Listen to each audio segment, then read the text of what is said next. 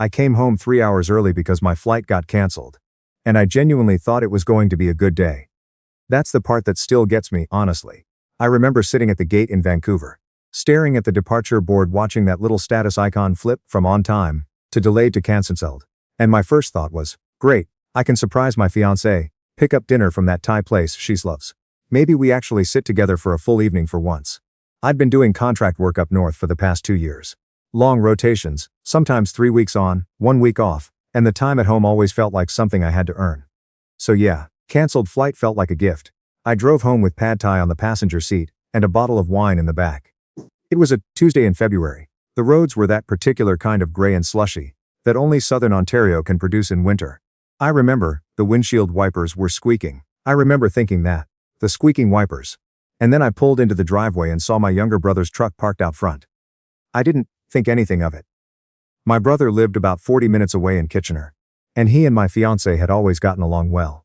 She'd known him almost as long as she'd known me. He came by sometimes when I was away, to check on the house, move the bins to the curb, that kind of thing. I'd asked him to. I'd trusted him to. I went in through the side door, from the garage like I always did. Set the food on the kitchen counter. The house was quiet but the lights were on upstairs. I figured they were just watching something so I called out, not loud, just hey I'm home, and started pulling off my boots. Nobody answered. I called out again. Louder this time. Still nothing. And that's when I heard it. Not voices, not the TV, just sounds. From upstairs. From our bedroom. I've replayed this moment so many times in my head. The way I stood there in the hallway in my sock feet with one boot half off and I knew. I didn't want to know. But I knew. I went up the stairs so quietly I'm not sure I was even breathing. The bedroom door was half open. I pushed it the rest of the way. I don't need to describe what I saw.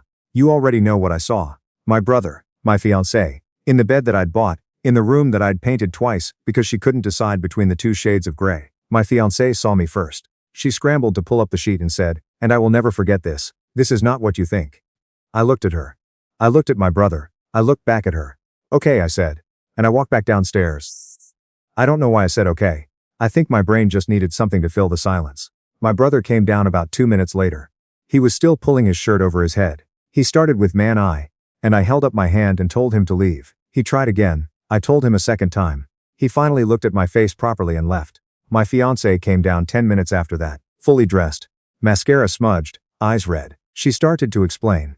I handed her the pad thai, told her it was getting cold, and went and sat in the backyard in -8-degree weather because I genuinely did not know what else to do with my body. She followed me out, started talking.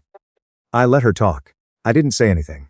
I just stared at the frozen fence line at the back of the yard and thought about how I'd been the one to install that fence the summer before last. And my brother had helped me do it. After a while she went back inside.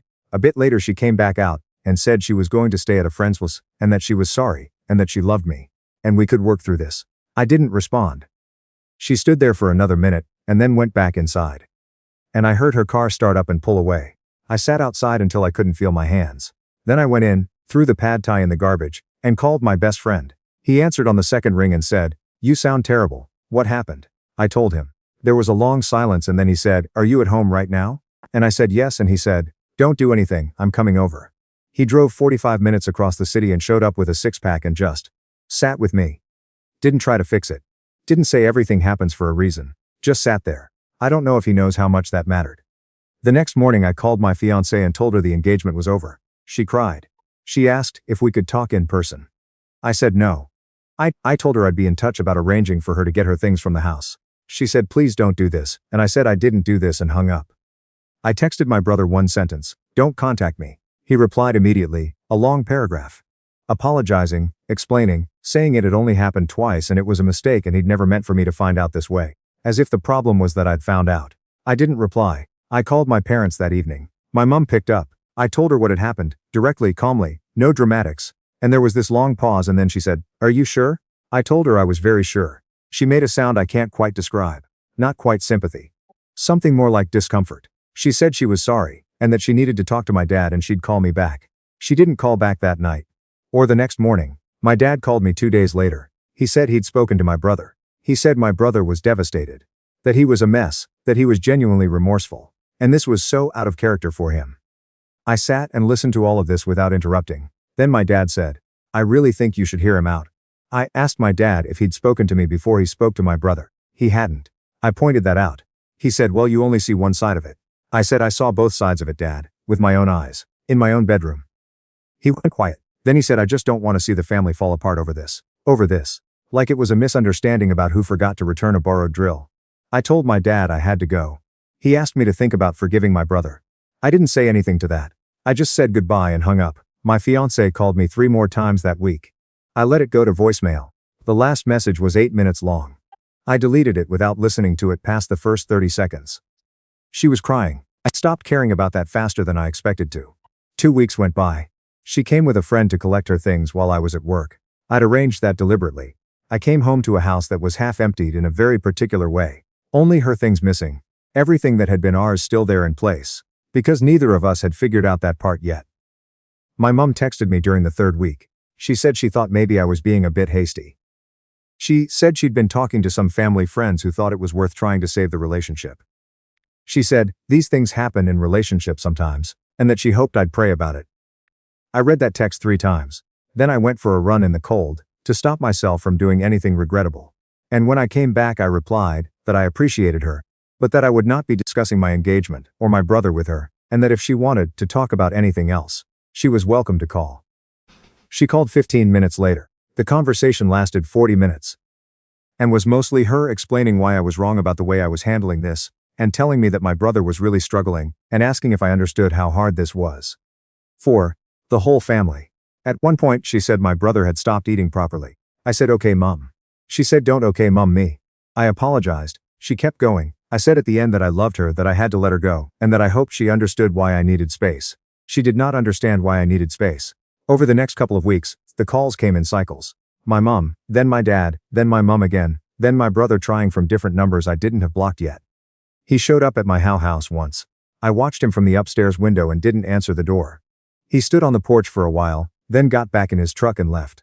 The family group chat, the one we used for Christmas logistics and birthday reminders, started going quiet in the way that group chats go quiet when everyone is tiptoeing around something.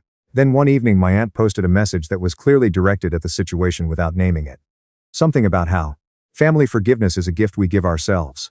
With a little heart emoji. My cousin replied with 3 heart emojis. My mom replied with a praying hands. I left the group chat the next morning. My dad called that night. He said leaving the group chat was unnecessary. I said it was my call to make. He said I was punishing the whole family for wanting us to be close. I told him I wasn't punishing anyone. I just didn't want to watch a campaign for my brother's redemption play out over a chat threads that also contained photos of my niece's birthday party. He said I was being unfair. I said goodnight. About a month in, my cousin, who I've always been close with, reached out separately and asked if she could come see me. I said yes.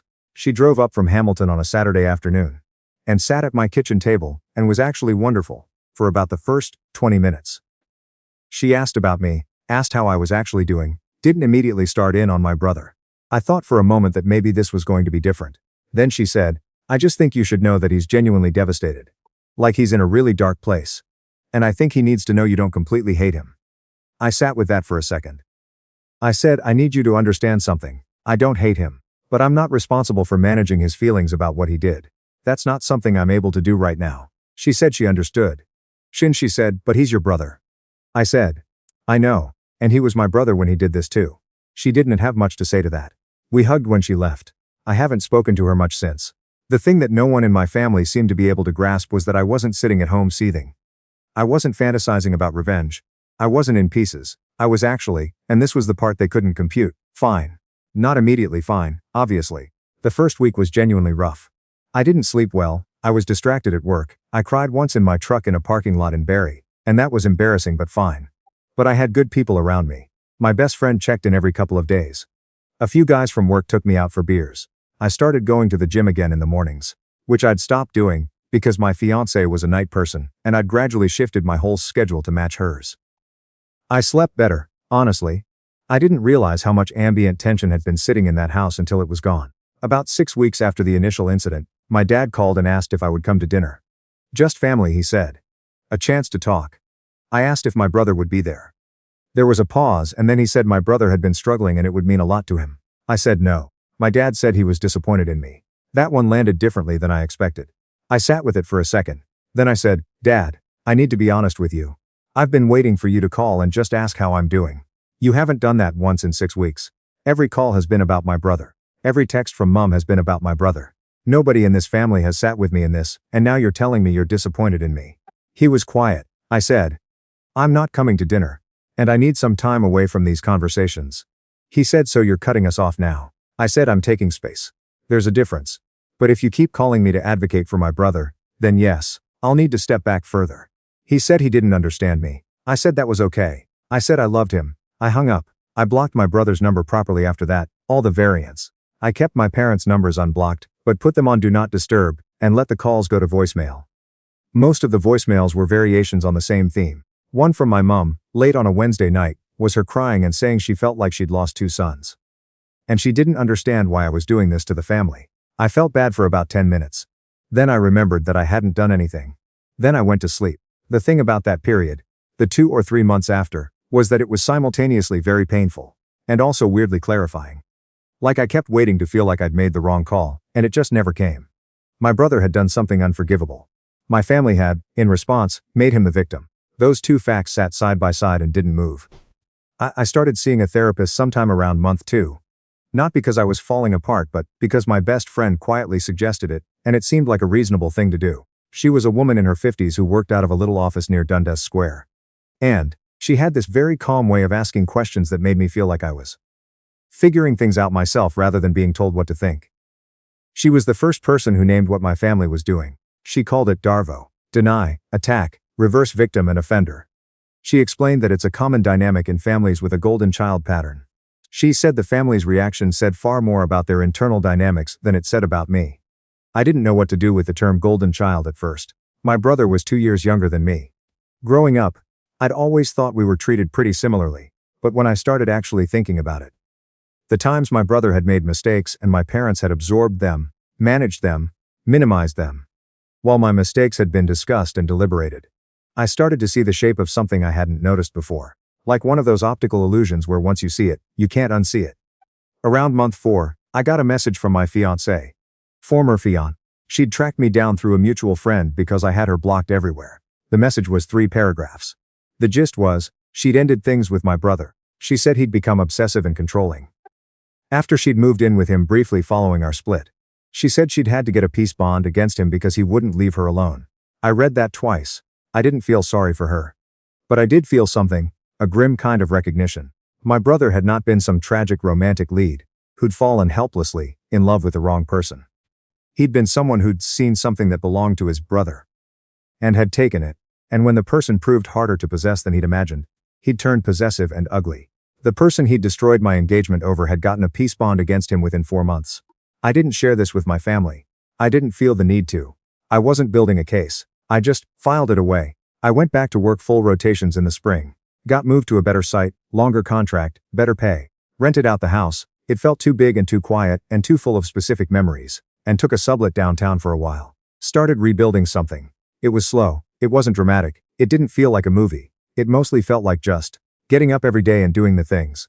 My dad texted me in April. He said he missed me and hoped I was doing okay. No mention of my brother. Just that. I stared at it for a long time, and then I replied and said I was doing okay and that I missed him too. We texted a bit back and forth. It wasn't a breakthrough exactly, but it was something. My mom is harder. She calls occasionally and I answer sometimes. The conversations are strange. She moves carefully, like she's worried about stepping some things. And there are things we don't talk about. I don't know what happens with her and me in the long run. I think she loves me, and I think she also at some level thinks I'm wrong for the position I've taken. And I don't think she's ever going to say that out loud, and I don't think I'm ever going to need her to. My brother, I've heard, is doing better. Whatever that means.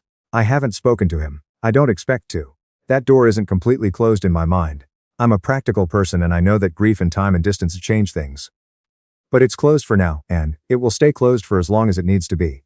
He doesn't get a timeline from me. That's not how this works. My best friend is getting married in August. He asked me to be his best man about 2 months ago, over pints at a bar on King Street, very casually, like he was asking if I wanted another round. I said yes without hesitating. His fiancée is warm and funny and makes him laugh in a way I don't think I've ever seen someone make him laugh. I'm happy for him. Genuinely, uncomplicated happy, which is a feeling I'd almost forgotten was possible for a while there. I went to a Leafs game last month with some guys from work. We lost in overtime, which is about what you'd expect. And we stood around in the cold afterward arguing about the power play. And I bought a hot dog I didn't need. And it was a completely ordinary night, and I walked back to my car, afterward feeling like a person who was doing fine. I don't know what the lesson is supposed to be here. I don't think I have one. People keep asking me if I regret cutting my family off. And I keep having to explain that I didn't cut them off. I set a boundary, and the people who couldn't respect it fell away. And the people who could are still there. My dad texts me. A couple of cousins check in. My best friend drove 45 minutes on a Tuesday night with a six-pack, because I called him sounding terrible. That's not nothing. That's actually everything. My former fiancée made her choices. My brother made his. My parents made theirs. They chose to manage the situation rather than acknowledge it. To prioritize the comfort of the family unit over the actual wrong that had been done in it. I made mine. I decided that I wasn't going to carry someone else's shame on their behalf, and I wasn't going to sit at a dinner table and pretend that nothing had happened, could be comfortable, so that everyone else could be comfortable. Some people think that makes me cold. Some people think I should have fought harder, yelled louder, broken something. Some people think I forgave too little or not, fast enough or not at all. I think I just finally stopped making myself smaller, so that everyone else could fit comfortably around me. The house is rented out. The sublet is decent. The contract goes until September. My best friend's wedding is in August, and I have a suit that fits in a speech I've been working on, and absolutely no intention of crying. Which means I will almost certainly cry. It's February again. A year, almost exactly. I drove past that Thai place on the way home from the gym last week and thought about the pad Thai sitting on the kitchen counter. The squeaking wipers, the truck in the driveway. And then I just kept driving.